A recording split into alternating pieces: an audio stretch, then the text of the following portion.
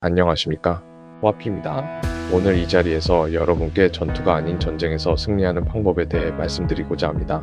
투자의 여정 속에서 손실을 보고 계좌가 파랗게 멍들어 자괴감을 느끼고 시장을 떠나고 싶었던 경험 아마 많은 분들이 공감하실 것입니다.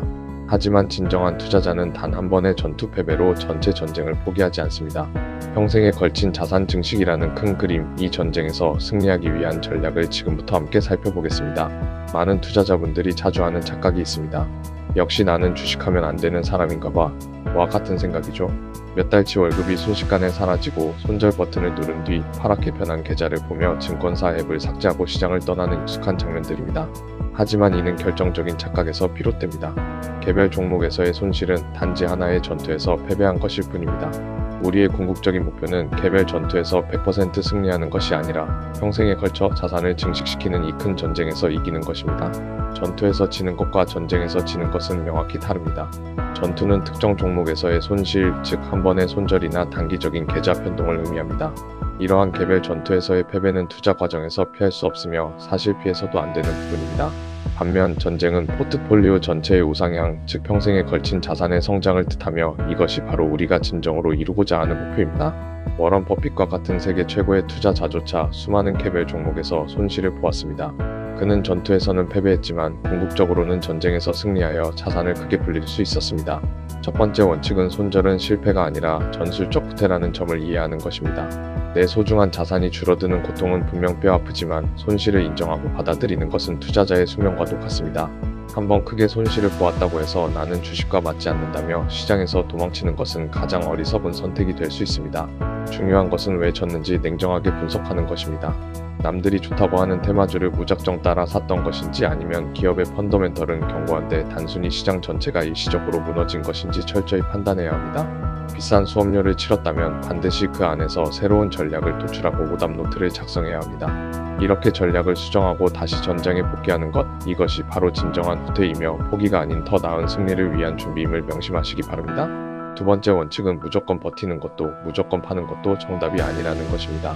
가차없이 잘라내야 할 때가 있습니다. 만약 여러분이 이 주식을 매수했던 핵심 투자 아이디어가 훼손되었거나 기업의 펀더멘털 자체가 무너졌다면 이는 썩은 살을 도려내야 나머지 계좌가 살아남을 수 있는 상황입니다. 이때는 감정이 아닌 논리적인 판단으로 과감히 결단해야 합니다. 반대로 엉덩이 무겁게 기다려야 할 때도 분명히 존재합니다. 기업이 돈을 버는 능력은 여전한데 거시경제나 금리 이슈와 같은 외부 요인으로 시장 전체가 일시적으로 폭락하는 경우입니다.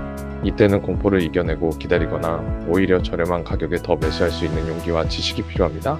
결국 모든 판단의 기준은 하나입니다. 내가 이 주식을 매수했던 핵심 투자 아이디어가 여전히 유효한가 아니면 완전히 무너졌는가입니다. 안타깝게도 많은 초보 투자자들이 반복하는 최악의 패턴이 있습니다. 주가가 떨어지면 공포감에 휩싸여 팔아버리고 반대로 주가가 오르면 환희에 가득 차 뒤늦게 사버리는 것이죠.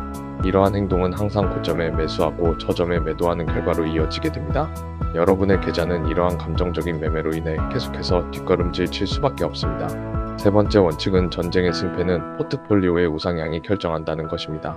투자는 10번 싸우면 반드시 지는 전투도 있다는 것을 인정해야 합니다. 10번의 매매 중 3번 크게 졌다고 해도 이 3번의 손실을 값비싼 수업료로 여기고 포기하지 않는다면 괜찮습니다. 전략을 수정하고 학습하여 나머지 7번의 전투에서 승리한다면 전체 자산은 결국 우상향하게 됩니다. 즉 개별 전투의 승률이 100%가 아니더라도 포트폴리오 전체의 총합이 결국 전쟁의 결과를 결정한다는 사실을 잊지 마십시오. 그렇다면 이 투자 전쟁에서 승리하는 투자자들은 어떤 무기를 가지고 있을까요? 첫째, 분산 투자입니다.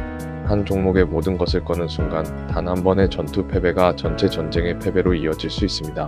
포트폴리오를 분산하여 리스크를 현명하게 나누는 것이 중요합니다.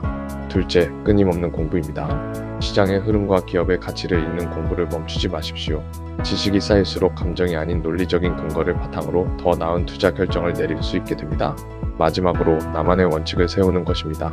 계좌가 손실을 보는 날보다 자산이 불어나는 날이 더 많아지도록 자신만의 투자 원칙을 확립해야 합니다. 확고한 원칙만이 순간적인 감정을 이기고 올바른 방향으로 나아가게 합니다. 여기서 중요한 한 가지 더 말씀드립니다. 만약 여러분이 시장을 떠나게 된다면 인플레이션이 여러분의 자산을 조용히 말려 죽일 것입니다. 시장에서 도망치면 여러분의 자산은 인플레이션이라는 보이지 않는 폭력에 서서히 그 가치를 잃게 됩니다. 단순히 현금을 쥐고 가만히 있는 것이 안전이라고 생각해서는 안 됩니다. 물가는 매년 꾸준히 오르고 통장 속 현금의 실질 가치는 매년 줄어들기 때문입니다. 때로는 손실을 보고 상처 입을지라도 시장이라는 이 전쟁터에서 끈질기게 살아남아야 하는 이유가 바로 여기에 있습니다. 결론적으로 전쟁에서 끝까지 살아남는 자만이 계좌의 앞자리를 바꿀 수 있습니다. 첫째, 시장에 진입하십시오. 두려움을 이겨내고 첫 발을 내딛는 것이 중요합니다. 둘째, 실패하고 분석하십시오. 오답 노트를 작성하고 실패를 통해 전략을 수정하는 과정을 거쳐야 합니다. 셋째, 원칙을 세우십시오.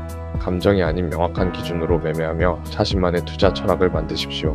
마지막으로 포트폴리오를 키우십시오. 개별 전투 하나하나가 쌓여 궁극적으로는 전체 전쟁에서 승리하는 토대가 될 것입니다. 단 한 번의 전투에서 패배했다고 해서 전체 전쟁을 통째로 포기할 것입니까? 실패를 딛고 배우며 전략을 끊임없이 수정하며 생존하는 자만이 결국 자본주의라는 이 거대한 전쟁에서 진정한 승리자가 될 수 있음을 기억하시기 바랍니다. 감사합니다.